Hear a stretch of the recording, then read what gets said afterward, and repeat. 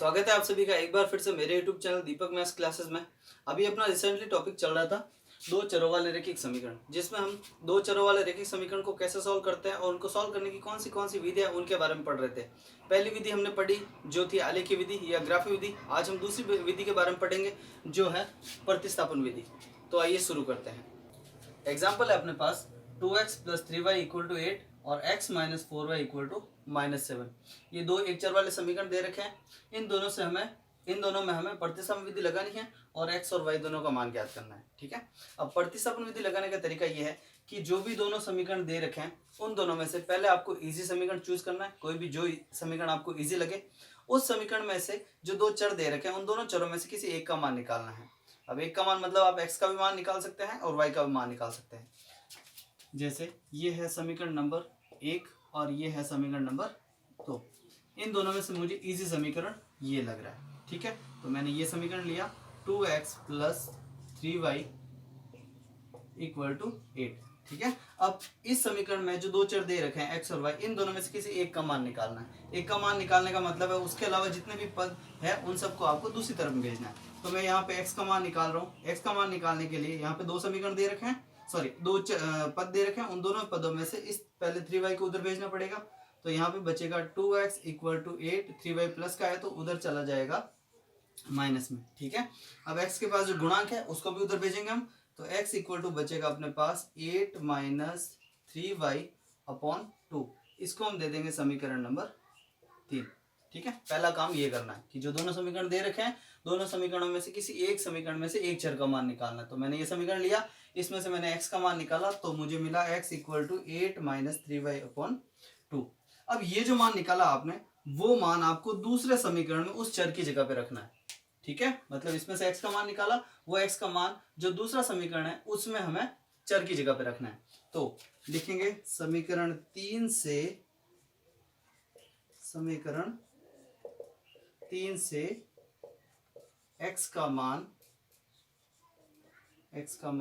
समीकरण 2 में रखने पर, क्योंकि एक में से तो हमने निकाला रखने पर। ठीक है। अब चर का मान रखने का मतलब है कि दूसरे समीकरण में जहां पर भी x है वहां से उस x को हटाएंगे और उसकी जगह पे ये लिखेंगे। ये होता है प्रतिस्थापन, इसीलिए इस विधि का नाम प्रतिस्थापन है। तो ये मान यहाँ पे रखेंगे तो x की जगह ये मान आ जाएगा 8 - 3y/2, पीछे बचा -4y और =-7। अब ये जो समीकरण है वो एक चर वाला समीकरण है। इसमें कौन सा एक चर है? सिर्फ y है। तो एक चर वाले समीकरण में से हम एक चर का मान आराम से निकाल सकते हैं। तो अब इसको सॉल्व करेंगे और यहाँ से y का मान निकालेंगे। तो इसको सॉल्व किया हमने। सॉल्व करने के लिए सबसे पहले एलसीएम लेना पड़ेगा। इसके नीचे माना 1, 2 और 1 का एलसीएम हो गया 2। फिर 2 का भाग 2 में एक बार और 1 को इस पूरे पद से गुणा करेंगे तो वापस वही संख्या आ जाएगी है जो माइनस 1 का भाग 2 में 2 बार और 2 को 4y से गुणा किया तो आ जाएगा 8y और बराबर में बचेगा अपने पास -7। माइनस का खास ध्यान रखना, अगर कहीं भी माइनस प्लस है तो साथ में लेके चलोगे। अब इसको सॉल्व करने के लिए ये जो भाग में दे रखी संख्या है वो जाएगी उधर और भाग की संख्या जाती है गुणे में। तो यहाँ पे बचेगा अपने पास 8 - 3y - 8y = 2 उधर गए गुणे में तो ये हो गया -14। ठीक है। अब यहाँ पे जो एक समान चर दे रखे हैं, जब कभी भी एक समीकरण में एक समान चर के दो या दो से अधिक पद हो तो उन पदों की या तो जोड़ हो जाती है या बाकी हो जाती है। वो डिपेंड करती है उनके आगे वाले साइन पे। यहाँ पे दो चर के दो पद दे रखे हैं, पहला पद है -3y, दूसरा पद है -8y। इन दोनों के आगे माइनस का साइन है और माइनस का साइन है मतलब दोनों एक समान साइन है। और जब भी एक समान साइन होता है तो पद जुड़ते हैं। तो यहाँ पे ये दोनों पद जुड़ जाएंगे तो यहाँ पे हो जाएगा 8, दोनों जुड़ेंगे तो 11y और ये 11y आएगा माइनस का, क्योंकि दोनों ही पद माइनस के हैं या फिर बड़ा पद माइनस का है। ठीक है। और -14 का 14। अब यहाँ से हमें y का मान निकालना है। y का मान निकालने के लिए बाकी जितने भी पद बचते हैं सब उधर जाएंगे। तो सबसे पहले तो जाएगा 8 उस तरफ, तो -11y = -14 और ये 8 प्लस का था इधर चला जाएगा माइनस में। तो ये हो गया 11y = माइनस का 14 और माइनस का 8, दोनों को जोड़ेंगे तो आ जाएगा -22। ठीक है। ये माइनस से माइनस आप कैंसिल आउट कर सकते हैं। अब y का मान ज्ञात करने के लिए 11 जाएगा उधर और 11 है गुणे में तो चला जाएगा भाग में और 11 का भाग जब 22 में देंगे तो मिलेगा हमें 2, यानी y की वैल्यू आ गई ठीक है। अब ये जो y का मान आया वो आपको रखना है x वाले पद में, जो x का मान निकाला था हमने समीकरण 3 में वहां पे रखना है, यानी y बराबर 2 समीकरण 3 में रखने पर। और रखने का मतलब वही है कि जिसका मान रखना है उस चर को हटाएंगे और उसकी जगह वो मान रख देंगे। तो x इक्वल टू 8 का 8 माइनस 3 का 3 और y की जगह आ जाएगा 2। ये जो y था इसकी जगह ये 2 आ जाएगा और अपॉन में 2 का 2। अब इसको सॉल्व करेंगे तो x इक्वल टू 8 माइनस 3 और कोष्टक में 2 है तो गुणा हो जाएगा और माइनस 6 बचेगा और अपॉन में हो गया 2।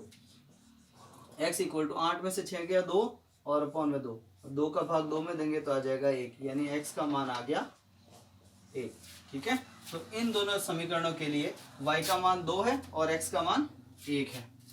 चलिए एक और एग्जांपल देख लेते हैं। चलिए दूसरा एग्जांपल है अपने पास √2x plus √3y equal to 0, √3x minus √8y equal to 0। ठीक है, ये अपना समीकरण नंबर 1 है और ये अपना समीकरण नंबर 2 है। ठीक है, अब इनको भी सॉल्व करना है और एक्स वाई का मान निकालना है। करने का तरीका वही कि सबसे पहले दोनों में से कोई इजी समीकरण चूज करना है, उस इजी समीकरण में से किसी एक चर का मान निकालना है, या तो एक्स का या वाई का। अब मैं इन दोनों में से चूज कर रहा हूँ इस समीकरण को।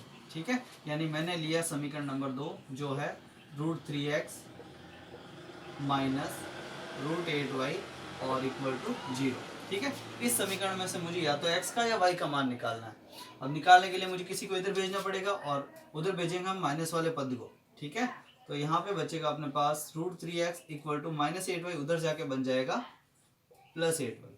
ठीक है, अब यहाँ से x का मान निकालना है तो x का मान निकालने के लिए √3 भी उधर जाएगा तो x इक्वल टू हो जाएगा √8 अपॉन √3y। ये हो गया समीकरण नंबर 3। यानी यहाँ पे जो x का मान आया उसको हम देंगे समीकरण नंबर 3। अब सेम वही काम जो पहले एग्जांपल में किया था कि √3 में जो समीकरण x का मान आता है, किसी भी चर का मान आता है, वो दूसरे वाले समीकरण में रखना है। यानी x का मान यहाँ पे हमने समीकरण 2 से निकाला था तो अब हम रखेंगे समीकरण 1 में। तो समीकरण 3 से x का मान किस में रखना है? समीकरण 1 में रखने को। ठीक है, तो चलिए रखते हैं। x का मान है √8 अपॉन √3y जो इसमें रखना है। तो समीकरण 1 है √2x plus √3y equal to 0। इसमें हमने x की जगह रखा √8 अपॉन √3y, तो √2 का √2 और x की जगह आ जाएगा √8 अपॉन √3 और y और प्लस का हो जाएगा √3y इक्वल टू 0। अब इसको सॉल्व करेंगे और y का मान निकालेंगे। सॉल्व करने के लिए पहले गुणा करना पड़ेगा। √2 और √8 को गुणा किया तो आ गया √16 अपॉन में √3 का 3 y का y और प्लस √3y इक्वल टू 0। हमें पता है √16 का रूट निकलता है तो वो निकाल लेंगे। √16 का जब रूट निकाला तो आया 4 अपॉन √3 का √3 y है जो का जो रहेगा प्लस इसको सॉल्व करेंगे तो आ जाएगा √3y इक्वल टू 0। अब लेना है एलसीएम। इसके नीचे √3 है, इस √3 के नीचे कुछ नहीं है तो मान सकते हैं 1। √3 और 1 का एलसीएम लिया हमने तो आ गया √3। √3 से √3 को डिवाइड करेंगे तो 1 टाइम और 1 को 4 से मल्टीप्लाई किया तो ये आ जाएगा 4y प्लस फिर 1 से √3 को डिवाइड करेंगे √3 और √3 को गुणा किया तो आ जाएगा √9 और पीछे y का y इक्वल टू 0। ठीक है, ये 4y का 4y प्लस √9 का रूट निकलता है 3, ये y का y और 0 और अपॉन में है √3। ठीक है, यहाँ से ये √3 चला जाएगा इसमें और भाग की संख्या जाती है गुणे में तो यहाँ गुणा होके ये हो जाएगा 0 और ये दोनों पद जुड़ जाएंगे। जुड़ेंगे क्यों? क्योंकि ये 4y प्लस का है और ये 3y भी प्लस का है। प्लस की संख्या हमेशा जुड़ती है तो ये हो गया 7y और ये √3 जब गुणे में चला गया 0 के तो 0 से गुणा होके 0 हो गया। और y का मान निकालने के लिए 7 को भी उधर भेजना पड़ेगा तो y इक्वल टू 0 और 7 जाएगा भाग में और 7 का भाग जब 0 में देंगे तो आ जाएगा 0, यानी y का मान इन समीकरण के लिए आ गया 0। ठीक है, अब ये जो y का मान आया वो रखना है आपको समीकरण नंबर 3 में जहां से हमें x का मान मिलेगा। तो y इक्वल टू 0 समीकरण 3 में रखने पर